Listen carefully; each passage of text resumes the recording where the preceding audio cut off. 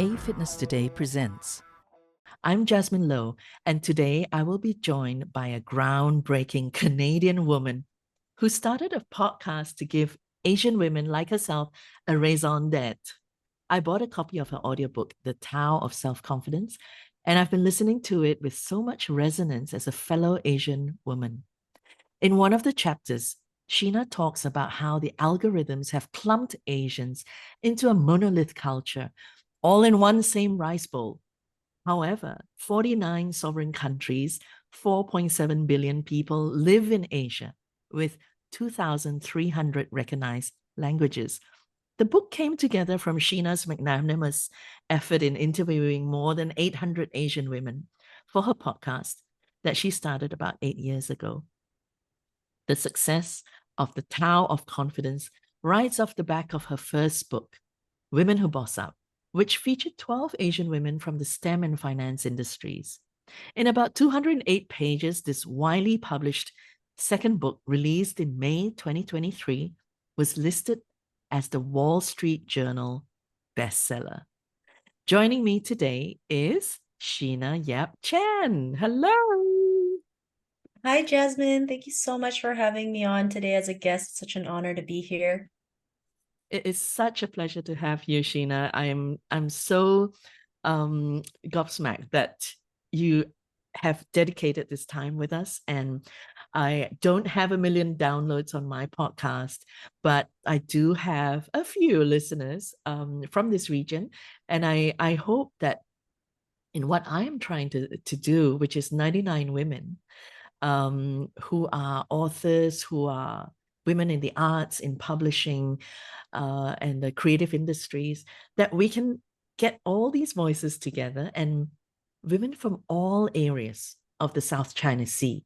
And there's a particular reason why we're choosing the South China Sea. As we all know, the South China Sea is one of the most contentious um, uh, areas in the world right now because of the focus and attention from Western nations, including Australia, the UK, India, America, France.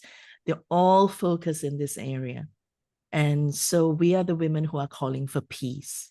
It's where our ancestors come from, I suppose. We'll start with how we all began. Would you like to share a little bit about, how it was when you were 7 years old? And, even before that, you were in the Philippines, if I'm not wrong. Yep, I was born in the Philippines, moved to Canada when I was 7. And everything really started from my upbringing, especially, coming to a Western culture. You don't see anybody that looks like you on television or any form of media. So part of me was always ashamed of being Asian. I wanted to have blonde hair and blue eyes to feel more beautiful.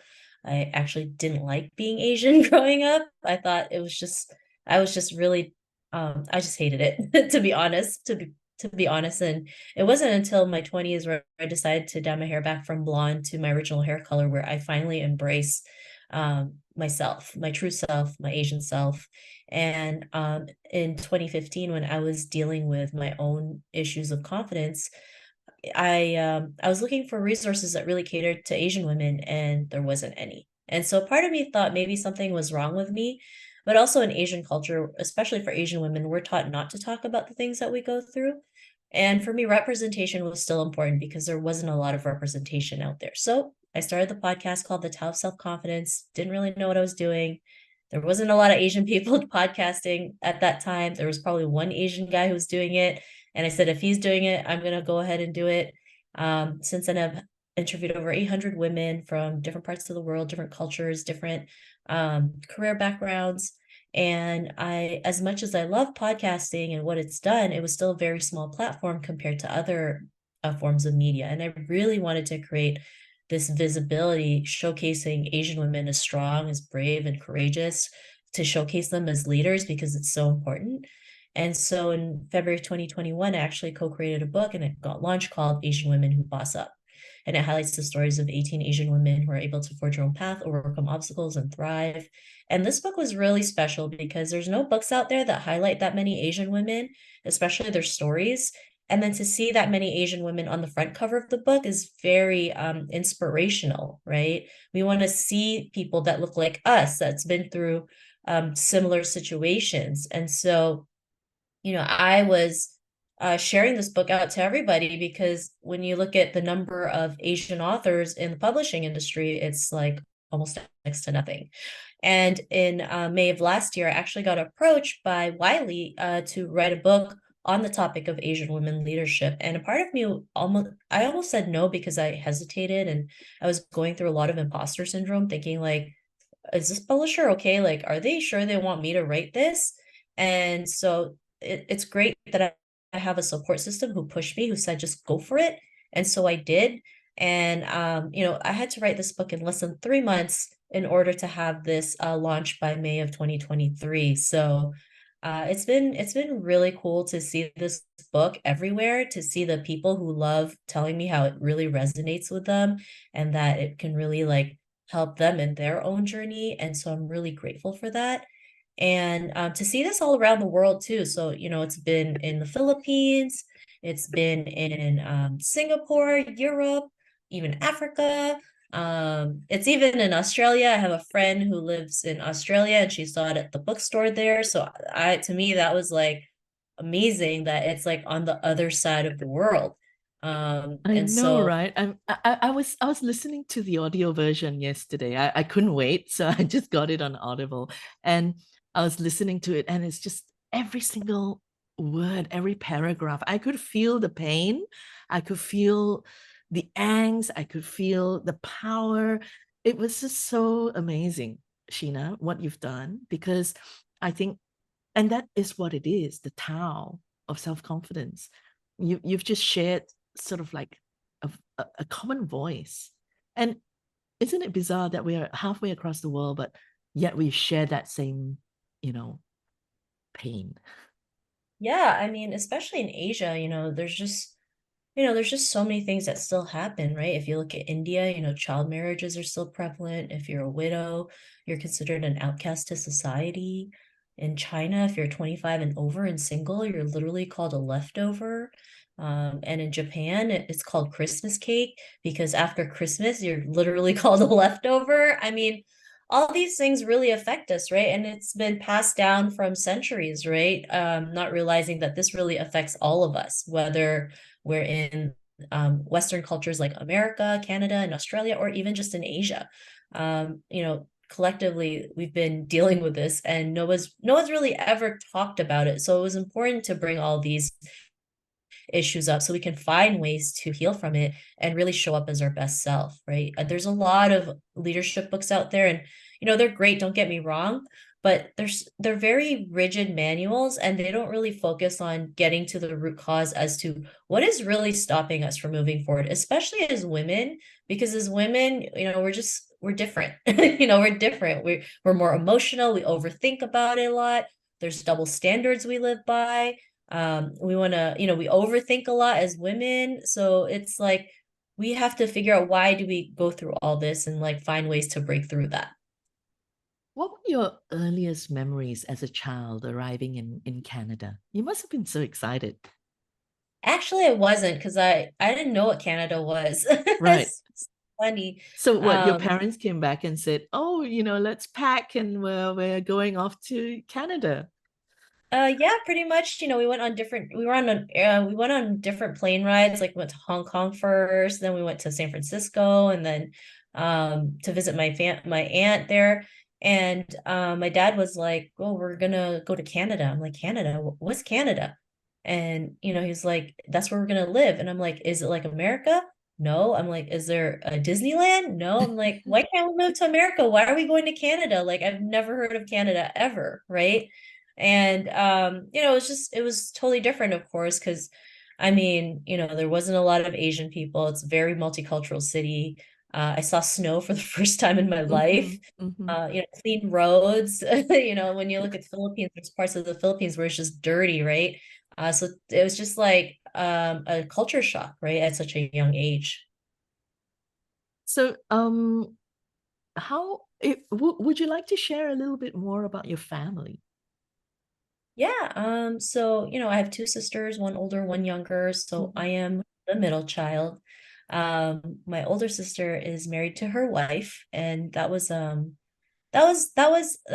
difficult for her, especially, in Asian culture. It's like if you come out to your parents, it's either they accept you or they disown you. There's no gray area, there's no middle.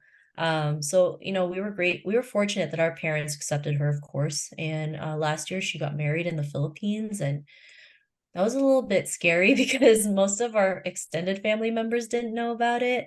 But we live in a small city in the Philippines. Everybody knows everybody's business. So when that came out, they all accepted her. And it was the first time she was able to like share her wife and her Mhm, kids on social media, right? mhm, Because before she would have to live a double life. And I never would want that for any person. Like I understand not everyone gets to be that lucky. mhm. Um, I hope sharing the story, people can realize like, they may love someone else that's not the opposite sex, but that's the same sex, but it doesn't make them less of a person, right?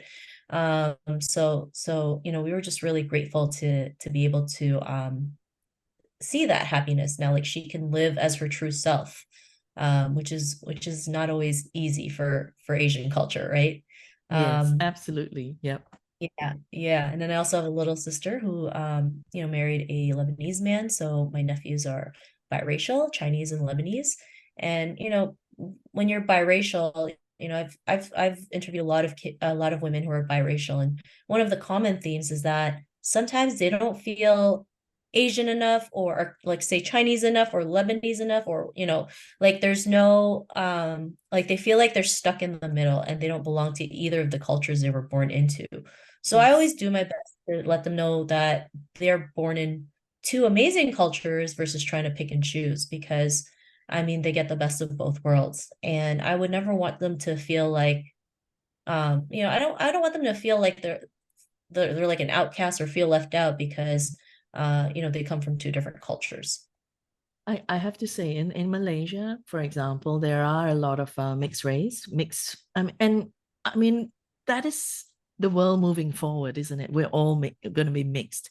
I mean, it would be really hard, like what you just said, like not Lebanese enough or not Chinese enough. It's who puts that on, you know? Who says that? Like, who are the people who say that? It's usually family. It's usually um I don't know. I suppose it would be usually family when you're going out to family gatherings. The most disgruntled person would be another family member who would say that. So sometimes I suppose it really starts from family, this understanding from that small microcosm of our family unit. Even in my own family, we've got so many mixed marriages. But usually the naysayers or the ones who give caution are family members. Could be some auntie or some uncle who's just said something that nobody else would say, but they said it, right? And then it's like, oh, okay, I'm not going to go to next year's Christmas. I'm not going to go to the next year's whatever. But yeah, it does start from that small little unit within the family of criticizing one another or coming out in front of family and then everyone getting the shock of their lives.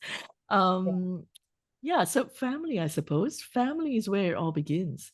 And going back to you in Canada, like, wow, where is this? And you're 7. I'm just imagining a 7-year-old Sheena. How was it for you going to school? I guess elementary school was different, I guess. I mean, I got made fun of in school, but I mean, it wasn't as bad as I think bullying is nowadays, especially with social media. I got called names as a kid, and I don't really talk about it, not because I was traumatized, it's just because it's so long ago. So, I mean, I still had some great friends along the way too in elementary school. But yeah, I mean, going to school in Canada, no, it's different because you have so many different cultures that you can connect and learn from. And it's awesome to see that, right? I mean, if you live in Asia, it's usually just one culture, right? Versus like Canada, it's very multicultural. You know, you can literally eat every cuisine in the world, which is really amazing.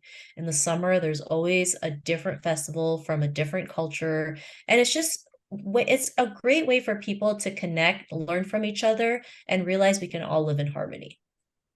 Yeah, absolutely. Well, let's go to the next pillar now.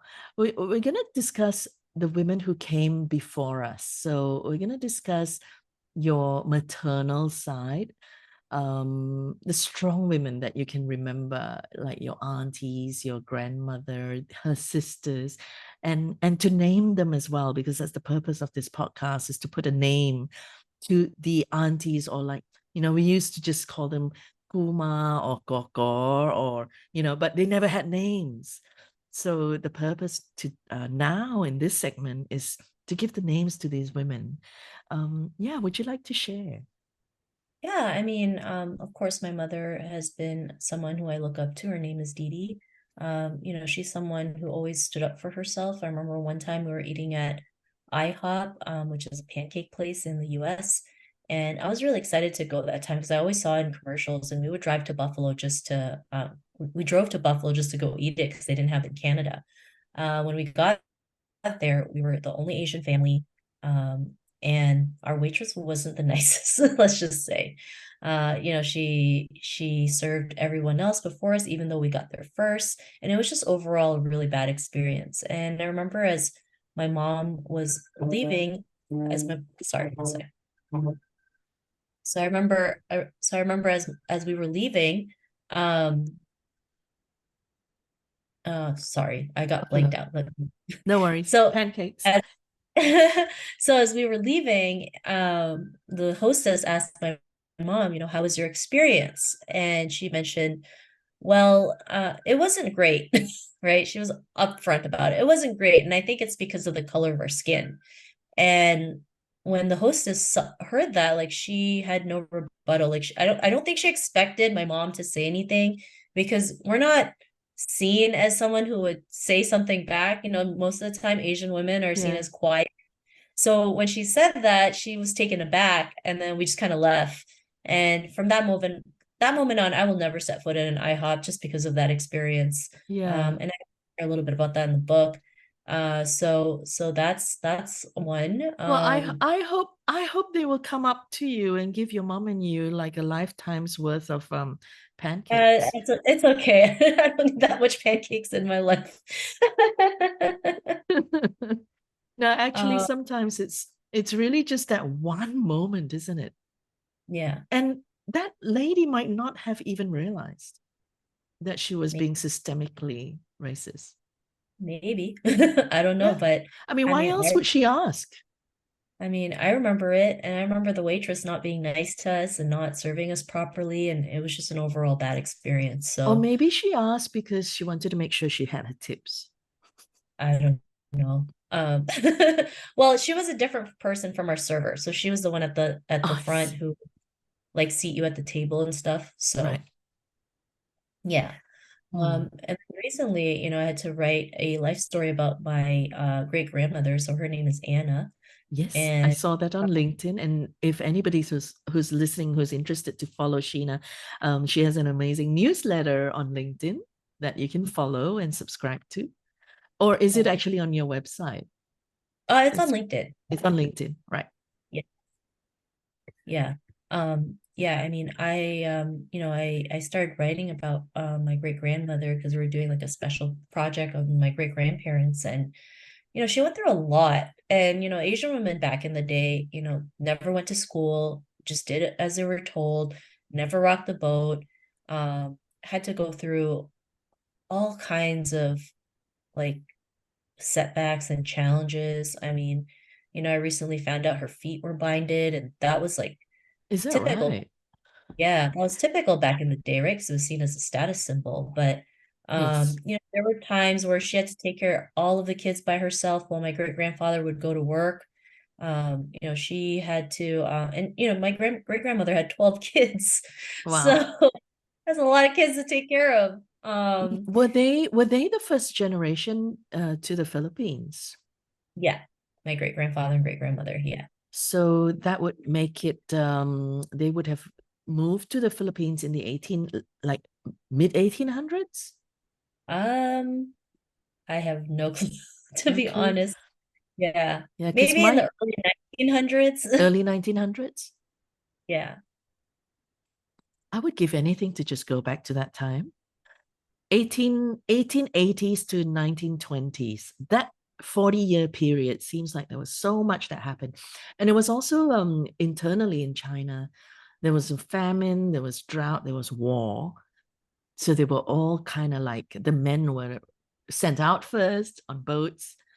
And in Yeah. one of my research, um, I was reading about how there was this Magellans twice a year from the Philippines to Acapulco. I think it Hmm. started like in the 1600s. Oh, So the people from China, even slaves from Africa, China, Southeast Asia, everyone would basically flock to the Philippines, board these Magellan ships. They were bound for Acapulco. oh, And that was like from the 1600s. It was so interesting. I really want to do more research on that. But I mean, that basically just brings all of us together in a melting pot, right? Because it's like Philippines was basically like the gateway. hmm. And Yeah. so that formed like this funnel, this gateway, like America, Asia, and even Africa. Yeah. Um, and I was talking to another cousin of mine who's, I think, um, they're from Toronto, and then I have an ex-boss who's Singaporean, and he was Hmm. telling me about his grandfather who was a slave is sent to go dig up the gold mines in America, Hmm. and basically they're not paid, so they're given like board, they're given meals, and they go dig every day until they strike gold. So apparently this fellow struck gold, and then he went back to China as a very rich and wealthy man. And this is my ex-boss who's from Singapore. So I think there's all these interesting stories, this web of stories of Asian culture and how we actually survived. Like, imagine some of us were, from different levels of society, from scholars to slave traders to slaves, traders, and so on. So I understand your great grandparents were in the logistics business.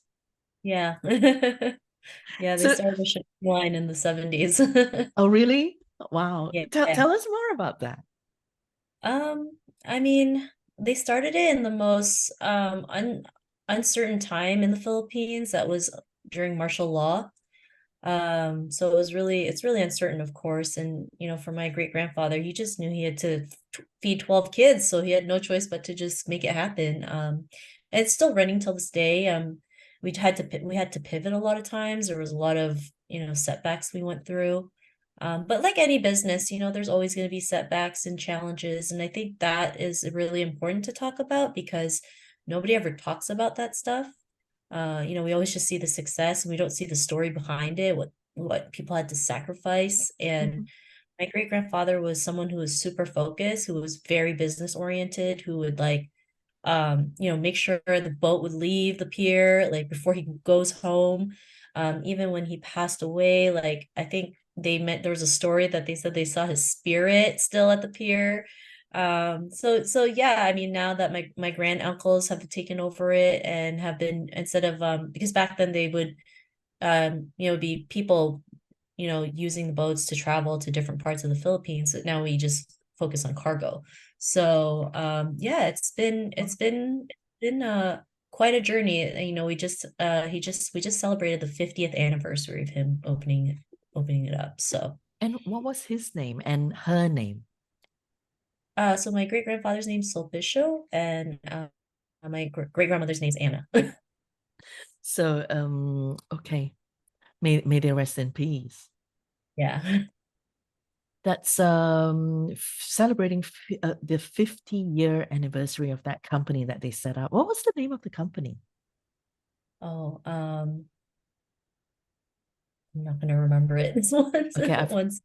uh is it the Philippines Span Yeah, Asia yeah, Carrier Corporation? yeah, Philippines Span Asia Carrier Corporation. yeah. Span Asia. That's interesting. How forward thinking of them.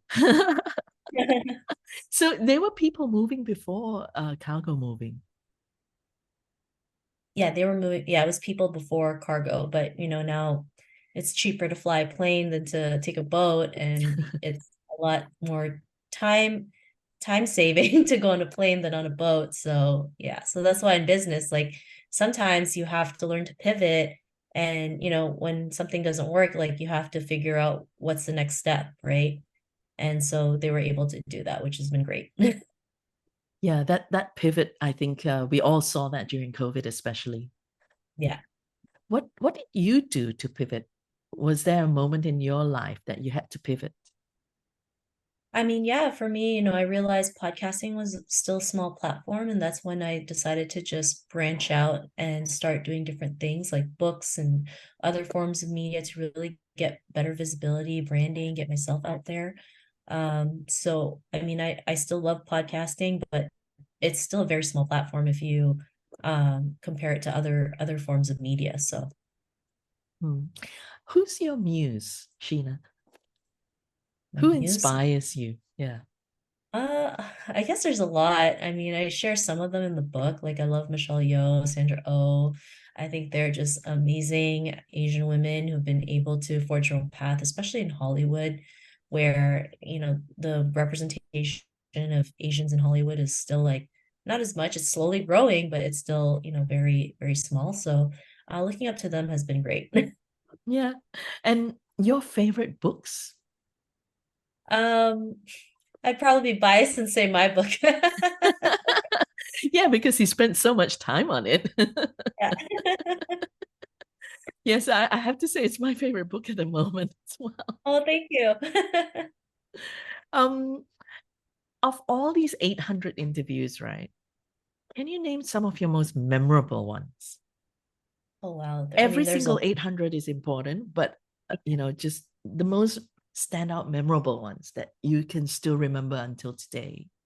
yeah, for sure. I mean, I remember interviewing a lady who was a Christmas song artist, and that's really it's not an easy thing to do. I mean, Christmas only comes like what, 3 months out of the year when you think about it, or two if you're lucky.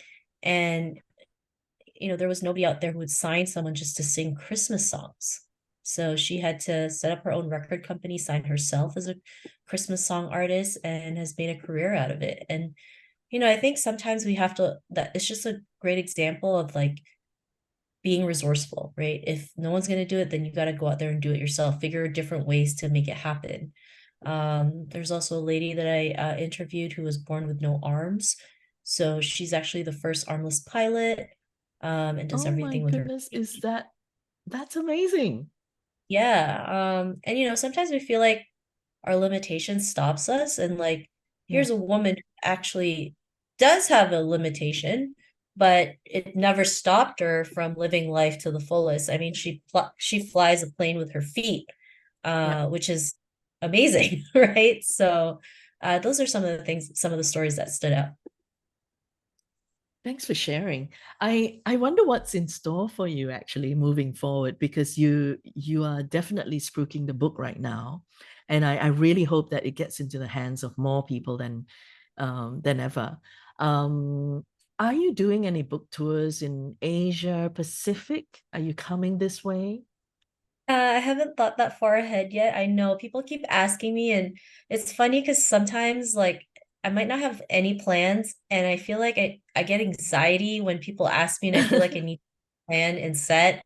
And so I've learned to like just say I don't know and be okay and Okay, learn to let.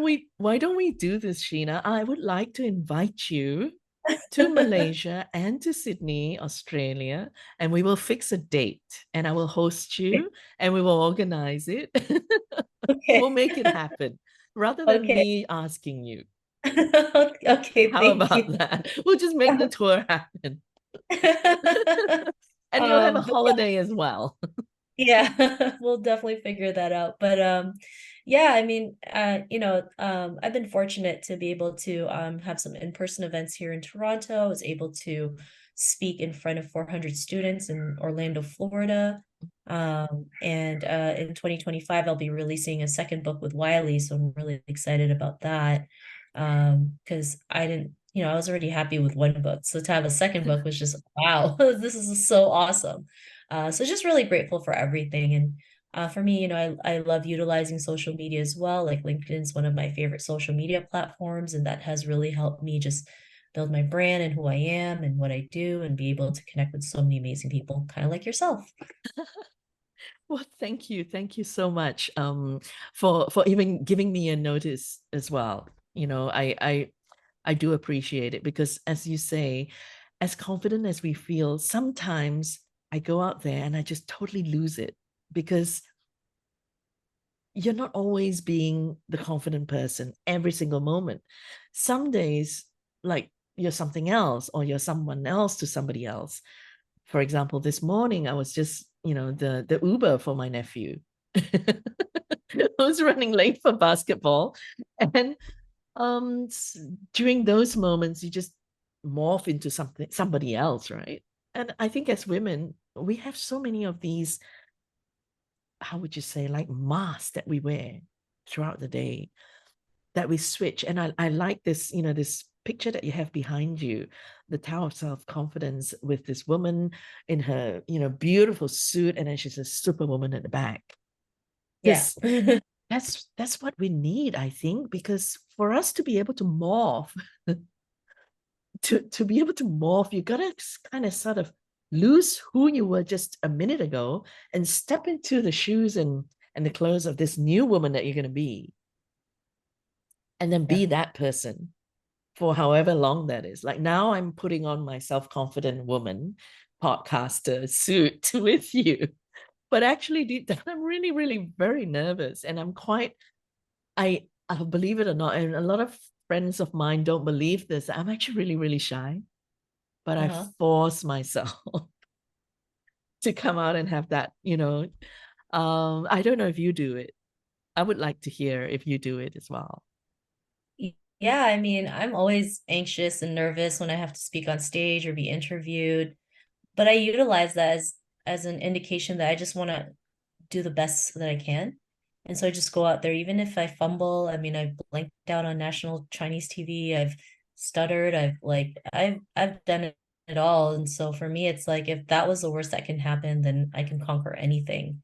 And That's the so spirit. I'm not always as, sometimes I just also just like to stay home and just like watch Netflix, but I realize, it's not just about me, it's about every other Asian woman out there who feels invisible, who needs to see someone like who looks like, or, who looks like me, who's similar culture, realizing, if it's possible for her, it's possible for me, or vice versa.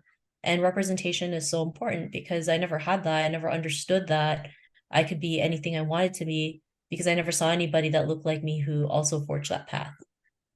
I was just wondering, Sheena, in Canada, what is the media diversity like?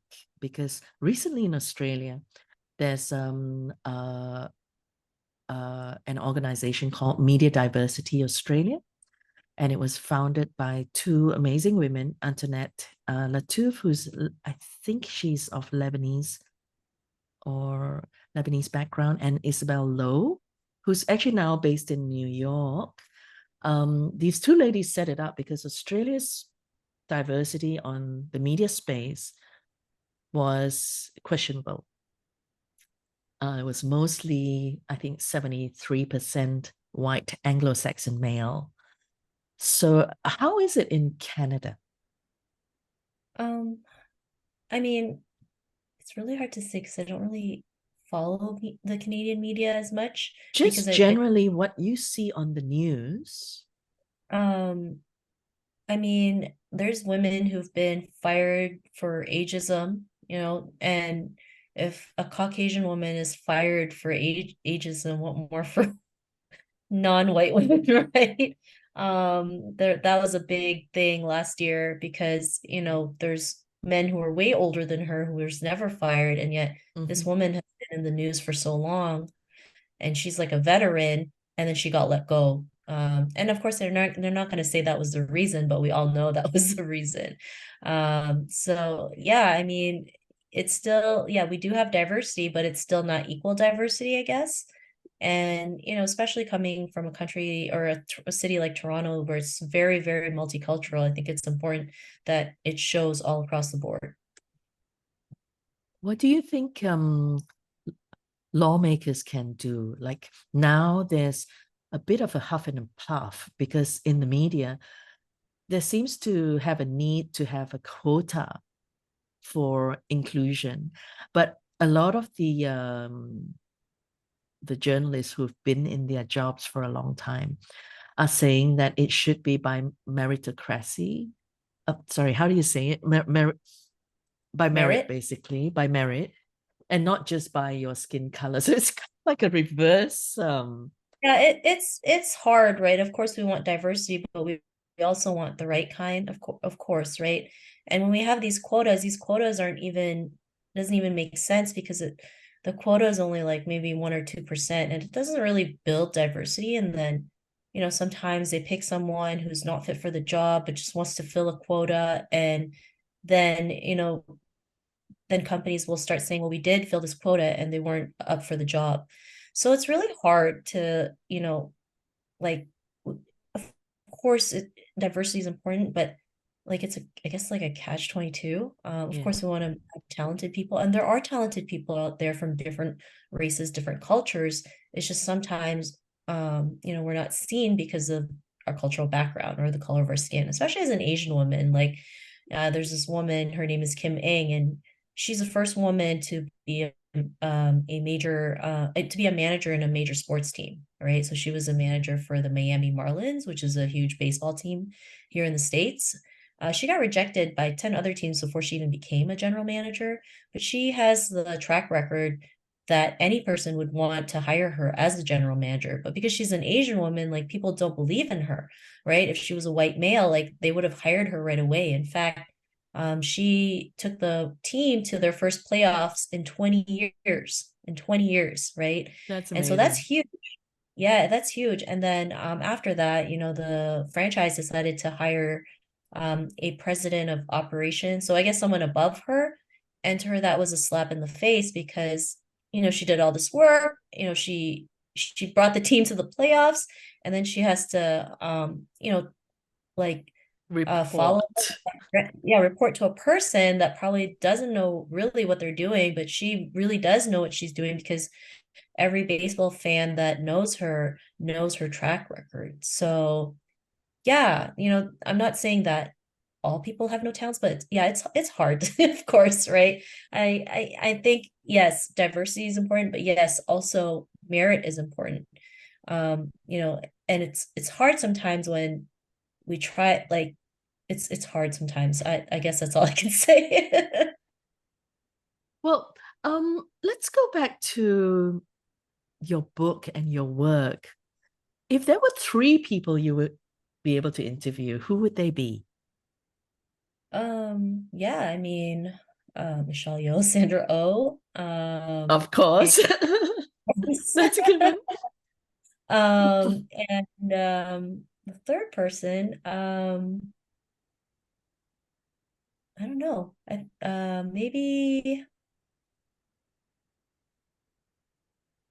I don't have a third person. That's But okay. Michelle and Sandra. So if you're listening in, Michelle Yeoh and Sandra Oh, obviously you're a Grey's Anatomy fan, I'm assuming.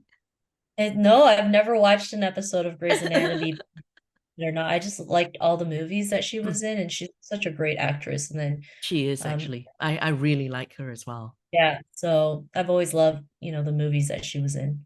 Yeah. Yeah. Would you even consider going into screen?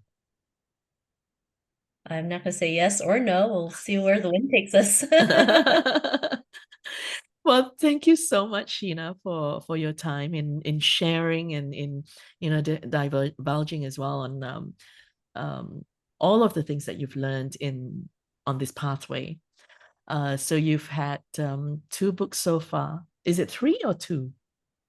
I have three. I Yeah. haven't, yeah, I have three, and then I'll have a second book with Wiley that's going to be coming out in 2025. Do you have a title or a hint? Nothing yet, nothing Not yet. yet. Okay, that's Well, in the exciting. very, very beginning stages. So So give us the links. What are the links? So we've got the website. yeah, you can check out my website, sheenayapchan.com. I have a free quiz to unlock your self-confidence personality. You can also check out the Tao of Self-Confidence.com. That's my podcast website where you can check out past episodes. You can also pick up the Tao of Self-Confidence on Amazon. In Australia, I think they have it in I can never Kunia. remember. Yeah, Hmm. Yeah, at the bookstores or Amazon Australia. I'm And if pretty you've sure heard of it'll be available in Malaysia and Kinokuniya as well. Oh yeah, it is as well in Malaysia. Yes, it is. You are correct. And the And Philippines? yes, it's available in the Philippines through Amazon and through the bookstore Fully Booked, at their flagship store. And if you don't remember anything I said, just Google my name, Sheena Yapchan. I'm the only Sheena Yapchan on the internet. That's so awesome. My name is Sheena Yapchan, and today I'll be reading the introduction of my book, The Tao of Self-Confidence, A Guide to Moving Beyond Trauma and Awakening Within. And the title of the introduction is called The State of Asian Women. So, growing up in Toronto, Canada in the 1990s, it was always difficult for me to see anyone in the media who looked like me. No one had similar facial features, and I found it hard to accept who I was and my own culture. I wished for blonde hair and blue eyes. I wanted to change my name from Sheena to Heather to sound more Western. Can you imagine being 9 years old and already facing all kinds of self-esteem issues because people who look like me weren't represented in what I saw and heard every day? Over the years, I've fully accept Over the years I've worked on fully accepting myself and my heritage. In the process, I promised myself that I would always try to create a stronger representation for Asian women in order to dismantle the negative stereotypes that we still face today. I started a podcast in 2015 called The Tao of Self-Confidence, where I've interviewed more than 700 Asian women on the topic of confidence. Although my podcast has reached over 1.2 million downloads and is among the top 0.5% most popular podcasts in the world, the visibility factor for Asian women was still non existent almost everywhere else. In 2021, I co created a book called Asian Women Who Boss Up, which highlights the stories of 18 Asian women who have been able to forge their own path, overcome obstacles, and thrive. It was amazing to see 16 Asian women on the front cover of the book, something I've never seen before. Asian women who boss up started giving us the visibility we deserve, and Asian women were seen in a different light. For years, Asian women have been bossing up in their own industries, but no publication has highlighted their collective breakthroughs and insight until now. I always believe that if you want the representation you crave, it must start with you. If you're not out there trying to create the representation you want to see, you're unknowingly continuing the vicious cycle. A report from Catalyst.org on the representation of women of color in management and leadership roles in the United States in 2021 was particularly disappointing, although not surprising. Black women 4.4%, Hispanic women 4.3%, and Asian women 2.7%. When I saw the stats, I started to wonder why Asian women had the lowest representation in leadership roles. Something in me wanted to dig deep and figure out why this was happening. When I was presented with the opportunity to write this book, I felt a little hesitant. I had bouts of imposter syndrome, doubting I was even the right person to write it. Who was I to write a book based on the topic of leadership? But I realized that if I gave in to my doubts and fears and didn't write this book, I would have been the biggest hypocrite in the world. So I went for it. I found a way to overcome my emotional blocks and made it happen. I feel grateful and honored to have this chance to write a book that not only helps Asian women, but all women in leadership. As women, we still face so many challenges in this arena. Many leadership books I see out there are basic how-to books or rigid manuals. Most of them don't talk about the reasons why women, particularly Asian women, don't advance in leadership. So I decided to create a book that really dove into the cultural and historical issues that affect a leadership career. That means exploring the things we have gone through, including what came before us, our heritage, the moment we were born into, and how that affected us in our daily life. We don't realize that our personal history and experiences can linger in us and subconsciously affect our actions and decisions in our daily lives. These subconscious, forgotten life experiences may be part of the reason why you are struggling in your current situation. This is why I decided to write a book like no other, a book I wish had been around when I was starting out, a book on leadership that touches on historical and cultural mindsets, as well as personal roadblocks or trauma you may be going through. If you don't work on your mindset first and figure out what kind of baggage you're carrying from the past, it's going to be an uphill battle to become the effective leader you were meant to be. This book will tackle the things you don't normally talk about, the taboos in your culture, and how you were brought up. I will bring up things that your Asian parents will tell you not to talk about. I will take you on a journey that you have never experienced before. This book will tackle topics such as the model minority myth and how that affected the Asian community for decades, the many issues that Asian women still face, intergenerational trauma, how to unlock other forms of trauma, the journey to healing from your traumas, self-love and why it matters, the power of self-confidence, and the future of Asian women leadership. And while this book may seem like it's catering to a specific audience, these specific stories complete a narrative tapestry that helps all of us better understand each other. You can learn from this because there will be parts of my story that you can relate to. I'm sure you have different taboos in your culture or negative stereotypes that make you feel less than a leader. I'm sure you had to navigate issues with racism or sexism in your life simply by being a woman. It's important to share your specific stories.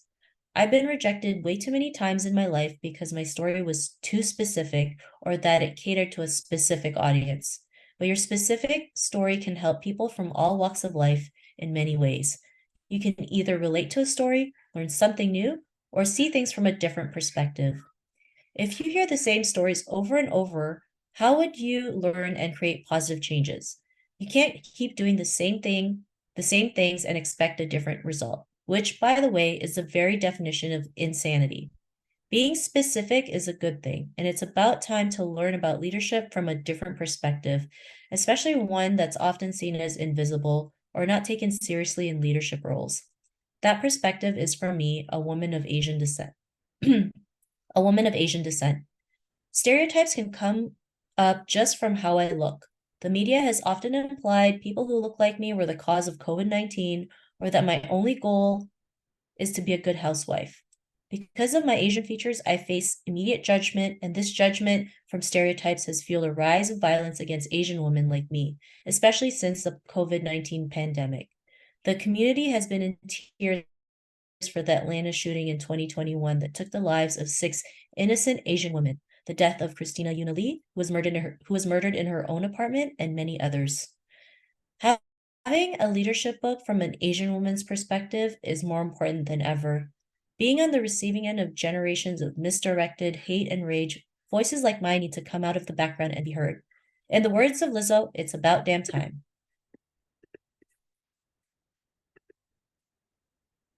That's wonderful. Thank you so much, Sheena, for sharing that. And I think that basically concludes today's podcast recording. That's actually from the first chapter of your book, isn't it? It's the introduction. So Yeah. for the, yeah. Yep. So we're here with Sheena Yap Chan. You can find out more about her from www.sheenayapchan.com. And she is the author and also podcaster of the Tao of Self-Confidence. If there's some confidence that you need today, go and check out her book because it's got very powerful words that have been weaved together from her experiences, her lived experiences, how she could overcome difficulties, how she pivoted in her life. And she's put all of that together with the voices of 800 women that she's interviewed.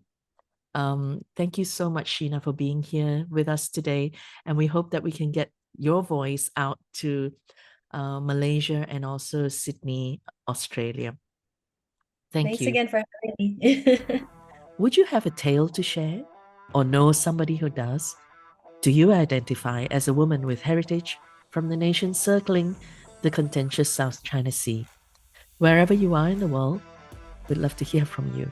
And creating an online presence for women of Southeast Asia or women of Southeast Asian heritage